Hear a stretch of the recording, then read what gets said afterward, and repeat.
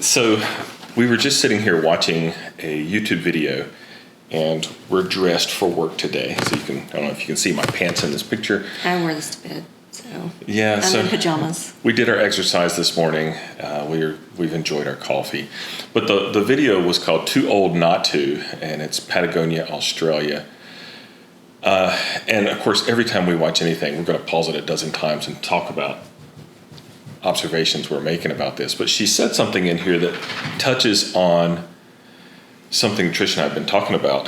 And her statement was, I don't feel like I'm resisting a convention.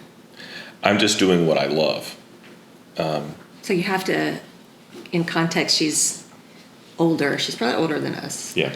But I don't know. She's definitely at least our age, probably a little older. She's a grandmother. Right. And she's a lifeguard, and she does these paddleboard competitions where she kneels on the paddleboard and paddles with her hands. Crossing like entire channels or sounds, right? Yes. Okay. So I loved it. I loved when she said that. I was like clamoring for the word, like pause, and we just had to talk about it because we've talked about this concept a lot over time, and then just it seems like recently, the last week or two, it's just been in our face. The whole idea of we're not leaving, we're going. Yes, and I think this is really poignant in regards to this mindset of, because one of the things we've talked about is most everybody we engage around this idea of going on this 2-3 more year trip must be nice, or I'm jealous, I wish. There's a lot of positivity around our doing this thing. Lots of support and almost like it's happiness, but it's also sort of like, good for you. Yes. It's very separating. Yeah. But encouraging. I don't know. Right. I think it's really interesting because it points out to me a mindset that a lot of people can have in this space of, I could never. And this is something we've talked about when we did re-engage with couples, where we're like, you need to define on the front side, what is it you want? Mm-hmm. And this is something that we both felt 3 years ago. This is what we were supposed to do. This was a calling. And it reminds me too of the what do you want in that curriculum. Before that, we talk about where have you gotten your ideas of what you should. Right. Like what is love and who's that defined by? Are we picking up our cues from what this should feel like or look like or be like from the things around us, media, culture? So it's that same thing, I don't feel like I'm resisting a convention. We recognize that we are, what did you write later? We're not leaving, we're going, we're moving into what we want. That last bit. And it says it just happens to not fit in to other people's pin on the map. Right. So it's not that we're resisting convention, because then that would make the point of reference something else that we're supposed to be doing, but that's not a point of reference. It's like the rest of the world and our culture and our neighborhood and our city and our family and our friends, no offense, but you can let yourself off the hook of taking what we're doing personally. It literally is not relative to that stuff. Right. We're not doing this to try to prove some point to somebody else. We're not doing this to copy something somebody else is doing. And even in that space, we encourage you not necessarily to do what we're doing. Mm-hmm. Great if you want to, but what we encourage you to do is find what you want to do. Mm-hmm. Find what it is that you want. There's such freedom in that, because I'm not looking to get a trophy because I did it better than somebody else. Mm-mm. We're literally doing this thing that we feel led to, called to, driven to do, and we're excited about it. And I don't know, it's really fascinating. It's almost like the trophy is, we did it. We figured out what we want. I don't know. You have to step away, though. It's almost in our DNA. Of course it is. It's part of our primal need to survive, to look around us and see what others are doing to survive. Right. And so to consider there are options, which is hilarious because my phone's on, sorry.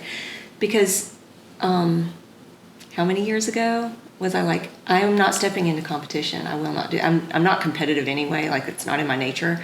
But I am stepping into a mission to just provide an example of and some option for someone else. Not like I'm your option, but like, hey, this is a way to live too. Hey, this is a way to behave when you're angry too. Hey, this is a way to manage yourself through disappointment too. Hey, this is a way to fail too. This is a way to succeed. There's millions of different ways to do all those things. Right. But if a person that I encounter has only seen maybe 2 or 3 ways, and they think that's all there is in the way of options of how to move through life, through relationship, through personal stuff, public stuff, all of it. Like, maybe if I am just being who I am, it just provides another example of a choice for, like, if I can provide choices for someone else, that's freedom. A choice to consider a different option. Right. Like, oh, I never thought that I could just move through marriage this way. Right. You know, or move through parenthood this way, parenthood of babies, parenthood of adults. I didn't know I could move through my professional life this way, or keep a house this way, or not keep a house this way. I don't know. I felt like that was a mission years ago that just felt like I felt a calling to. Like, we already don't fit the mold of our parents' generation. Both of us work remotely. So there's already so many things about how we do life in general that are different. They're unconventional, but it's funny. We started these things when they were unconventional. Right. Working from home is not unconventional now, not unheard of or just super rare. Right. But we were already in place in that. Yeah, I started doing that back in '99 before my first son was born. And I did that employed, working from home in 2013, 14. So it's been a minute. Yeah. I think this was just kind of really resonant for where we're at as we're looking at this next thing. So again, I'm going to read her statement from the video is, I don't feel like I'm resisting a convention. And this is where the conventions, the notion of how things are supposed to be. She said, I don't feel like I'm resisting a convention. I'm just doing what I love. And so the same for us is, we're not leaving, we're going. We're moving into what we want and also what we feel called to. And that's less relative to something outside of ourselves. Right. Which is convention or opinions or culture or norms. It's not about moving away from those things, because those would be a thing we're doing something relative to, and we're not. We're doing something relative to in here. Right. So, I don't know. It was just a really inspiring video. And for her to say, I don't feel like I'm resisting a convention, put different words on it than what we've been using in the past years. And now, especially this last couple of weeks, we keep saying we're not leaving, we're going. But trying to make sense of why that's important, the semantics, this made sense to me. It did. It's lovely. And here we are on a Saturday morning in our pajamas and work clothes and sweat, and we worked out, and here we are. We're going to do Saturday. So the whole title of this whole series is, Are We There Yet? And the funny thing is, I want to reiterate a key thought, and I think we kind of do this every time, as I'll ask Trish, are we there yet? And she'll say no. With a smile on my face. And the point, though, is it's not about the destination.